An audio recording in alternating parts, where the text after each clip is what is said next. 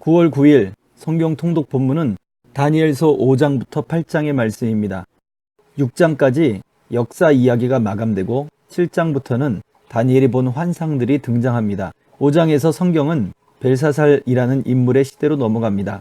바벨론 느부갓네살 왕을 이은 후예들은 반역과 배신 그리고 암살 등으로 그들의 통치는 매우 짧았습니다. 벨사살은 바벨론의 마지막 실권자 나보니두스의 아들로 제국의 말기 아버지를 대신해 제국을 통치하게 되었던 것입니다. 벨사살이 연회를 베풀 때 촛대 뒤편에 나타나 글을 쓰는 손가락을 보아 매우 놀라게 됩니다. 벽에 기록된 글자는 메네메네 데겔 우바르신이라는 글이었고, 결산하고 결산했더니 부족함이 많아 그 땅이 나뉘어질 것이다 라는 의미였습니다. 다니엘의 예언대로 얼마가 지나지 않아 메대왕 아스티아게스의 외손자 파사 제국의 계승자인 고레스는 메대와 연합군을 구성합니다. 주전 539년 고대 근동의 패권 국가였던 바벨론을 점령하게 됩니다. 메대 파사 군대는 바벨론 왕의 폭정과 무능에 실망한 바벨론 백성들의 환영을 받았고 바벨론 도성에 무혈 입성했다고 전해집니다.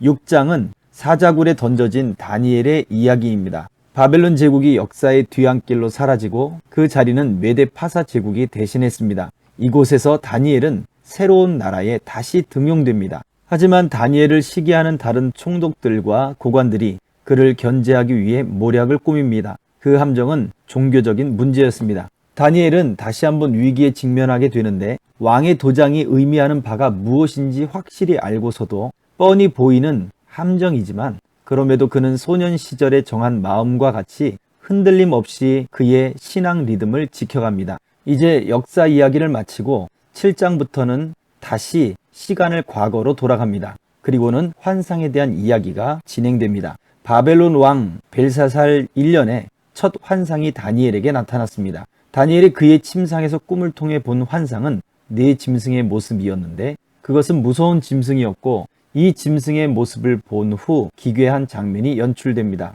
10개의 뿔을 가진 넷째 짐승의 머리에 작은 뿔이 하나가 솟아났습니다. 그리고는 10개의 뿔 가운데 3개의 뿔을 뿌리채 뽑아버리고 날선 눈과 거만한 입을 갖는 모습이었던 것입니다. 다니엘이 본 이 환상은 느부갓네살 왕이 꿈에서 본 큰 신상의 환상과 맥락을 같이 하고 그 환상의 확장편과 같습니다. 전통적으로 이 환상은 바벨론과 메데 파사 제국, 헬라와 로마 제국을 의미한다고 전해집니다. 이 나라들은 옛적부터 계신 이의 나라, 즉 하나님의 나라가 최종적으로 도래할 때까지 계속될 인간의 역사와 폭력성 그리고 권력 욕의 반복을 상징합니다. 시간이 갈수록 더 악해지고 더 두려워지고 더 무서워지는 것입니다. 특히 다니엘은 이 환상에서 넷째 짐승을 자세히 알고자 했습니다. 그 나라는 모든 것을 짓밟고 무너뜨리는 무서운 나라입니다. 그 나라에서는 10명의 왕들이 솟아났는데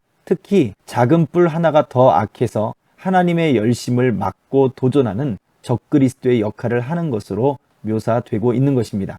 8장은 첫 번째 환상이 있고 몇 년 후에 벨사살 왕 3년의 수산성 을레강변에서 주어지게 됩니다. 두 뿔 가진 수양과 강한 외뿔을 가진 순념소의 모습을 보았는데 이 순념소의 큰 외뿔은 강성할 때 꺾이고 그를 이어 4개의 뿔이 솟아나는 환상이었습니다. 이 두 번째 환상도 첫 번째 환상의 해설과 같습니다. 첫 번째 환상에서 4짐승, 4나라의 모습과 더불어 4번째 짐승에 대한 해설을 곁들여 주었던 것처럼 이 두 번째 환상에서는 첫 번째 환상의 둘째 짐승과 셋째 짐승, 곧 메데 파사 제국과 헬라 제국에 대한 해설편과 같습니다.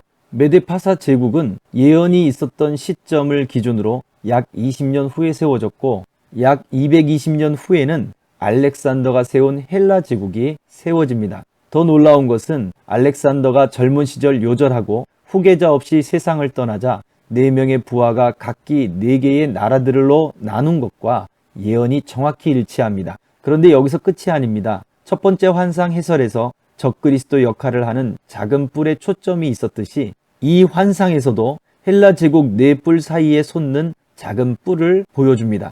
헬라 제국 후계자 왕조 가운데 하나인 셀레코스 왕조의 8대 왕 안티오쿠스 4세 에피파네스라고 하는 사람이 자신의 왕국을 동쪽과 남쪽으로 확장하면서 예루살렘을 점령했고, 주전 167년에는 율법과 안식일, 절기 준수를 금지하고 율법서를 모두 불태웠으며, 급기야 성전에 제우스 신상을 세우고 돼지로 제사를 지낸 후 그 고기를 먹도록 강요하는 만행을 저지르기도 했습니다. 이러한 폭정은 마카비 가문의 독립운동의 기폭제가 되었고, 주전 164년부터 시작되어 3년간 진행된 마카비 전쟁을 통해 셀레코스 세력을 몰아내고 한동안 예루살렘에 마카비 왕조를 세웠습니다. 이때 유대인들은 더럽혀진 성전을 정결하게 하고 재봉헌했는데, 이날을 기념하여 수전절로 지키게 되었습니다.